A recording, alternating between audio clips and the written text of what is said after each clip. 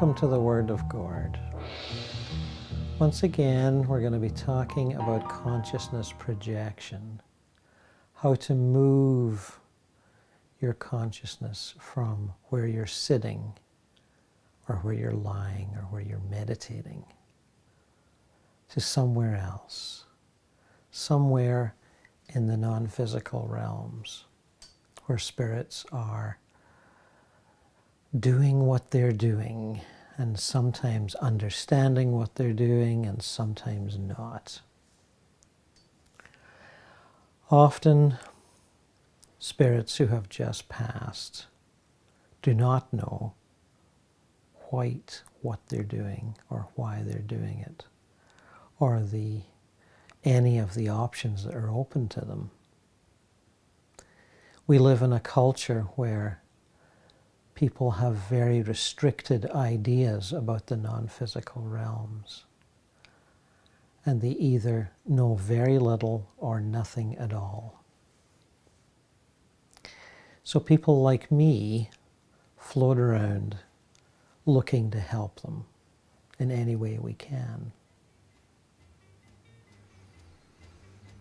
Hunter S. Thompson, who I contacted a year or so ago, was one of my contacts when I did my research for my second book, Adventures in Eternity.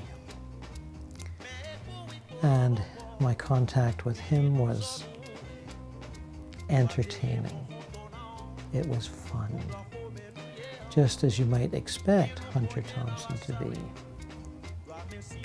I'd been following his career for, maybe 30 years by that point, and had a fairly good idea of his character and what his aims and ambitions in life were.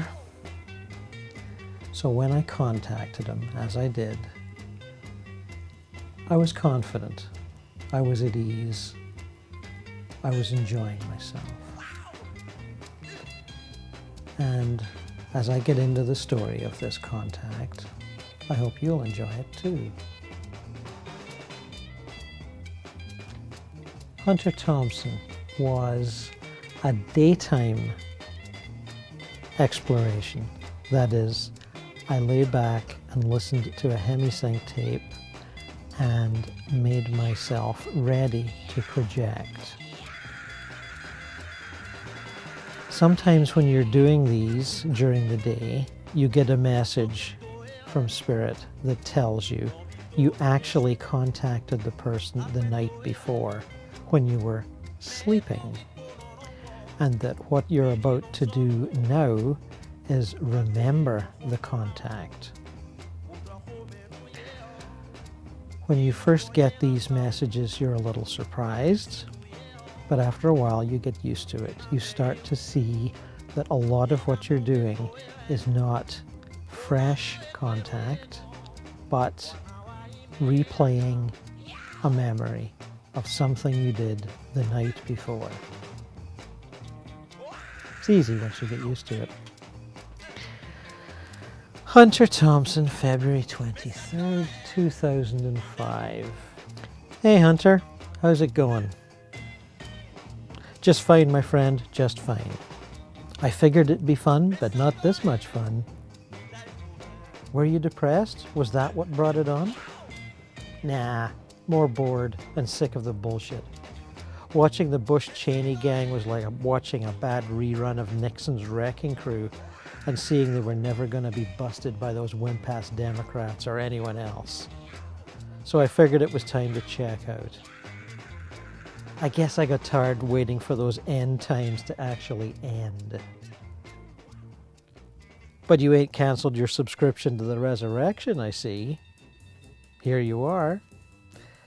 Actually, I did cancel years back, but they kept sending me the forms anyway. Don't know about this being Resurrection exactly, but I'm still here alrighty. Mighty pleased too. Well, it's my idea of a resurrection. But hey, I wouldn't shove my belief system at you. Wouldn't try. Got too much respect. You been flying yet? Yeah, once I get shed of that body obsession stuff. Looking down on old Hunter was even stranger than being out of my head on dough. Amazing how many are out here floating around. They're everywhere. Space ain't empty, that's for sure. And who are you exactly? Dead? Demented? Divine? Maybe all three? I'm just a guy out of his sleeping body for a spin about the astral planes. Do that regularly, do you? Pretty much. Lot to see and do around these parts. Suicide's no problem for you? Nah, couldn't care less. What you do with your body is your business. I got a strict non-interference policy. So if I told you to bug off, you would? Sure. Feel like some downtime on your own? Just say the word. Awfully magnanimous of you, friend. No lectures or smarmy talk? Nope, I'm not selling anything. Then what are you here for, young man? Haven't you got better things to do than spin your wheels with an old reprobate? Well, actually, a couple of your fans did email me and ask if I might stop in and see how you were doing. Plus, I did kind of wonder myself. Tell them the going has gotten truly weird. And that I'm going to help you turn pro? Got some tricks up your sleeve, have you? I'll warn you, this here's one very old dog. You've been flying through the Rockies already, haven't you? I did find myself hovering there.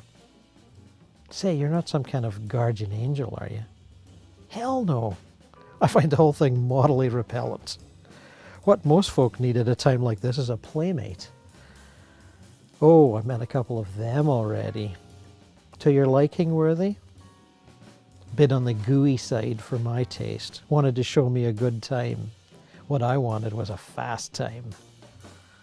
Have you tried rushing at the mountainsides and stopping inches from the face? It really puts the iron back in your blood. At this point, I show him how to fly at dizzying speeds toward a mountain face and suddenly come to a halt inches away. The experience energizes him out of his Hunter Thompson personality, and he begins to bubble over with enthusiasm. Sensing that this excitement is enough for one encounter and that he has a lot of earthly stuff to work through, I leave with a brief, casual farewell, never having mentioned Focus 27 or the magnetic draw to funerals and other post-mortem tips I regularly pass on to others. April 7. After focusing, I call his name and am immediately drawn down from Focus 27 to Focus 23, the realm of the recently deceased.